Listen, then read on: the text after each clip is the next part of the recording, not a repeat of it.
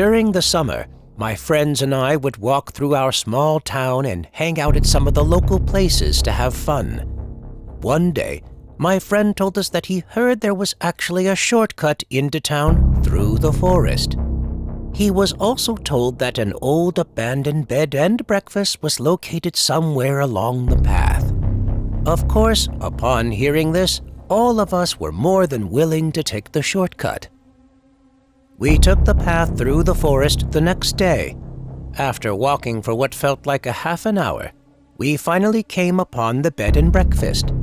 We had no idea what exactly happened to it, but just by looking at it, the place looked as if it had gone through a fire, as well as being damaged by the weather.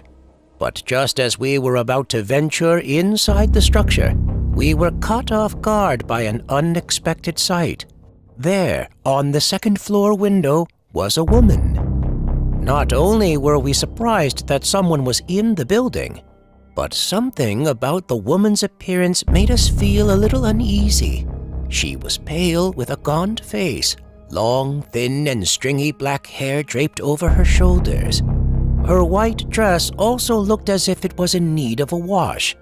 But the most creepy thing about her was that she was staring at us with her large and colorless eyes. We figured she was probably just some homeless person, but regardless, we had no intention of finding out. We quickly backed away from the building and got back on the dirt road. But as we carried on our way, my friends and I couldn't help but look back. There, during the whole time we were walking away, was the woman peering through the window, following us with her glare. As creeped out as we were by the incident, my friends and I liked the fact that the shortcut made it so much easier to get across town. We decided that we weren't going to let some weird lady prevent us from saving time on our commute. But every time we took the shortcut through the woods, there, on the second-floor window of the house, would be the same woman staring at us.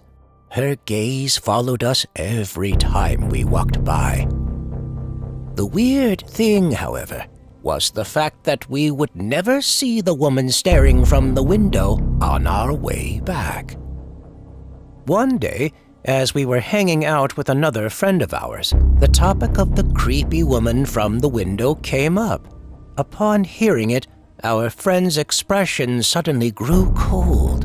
When we asked why he looked so scared, he told us that the abandoned bed and breakfast we were talking about used to be owned by a family, and the description we gave about the woman we would always see by the window was similar to that of the wife and mother of the family. Apparently, she had a nervous breakdown one day and set the rooms where her family was sleeping on fire, killing all of them, including a few guests staying at the place at the time. Even though my friends and I had joked about the woman possibly being a ghost, none of us really believed in that stuff. But we'd be lying if the hairs on our necks didn't stand up when our friend told us about the history of the place. Despite being a little scared, our curiosity got the better of us. We had to find out once and for all who the woman by the window was. We soon made our way to the abandoned bed and breakfast, but to our surprise, there was no sight of the woman standing by the window. Gathering all the courage we could, we made our way inside the abandoned place through the unlocked front door. But before we could investigate the dilapidated and dark house, we saw a sight that shocked all of us. This whole time, we had assumed that the woman was staring at us through a second-floor window. But we realized that the window was decorative, and it was placed high up on an interior wall.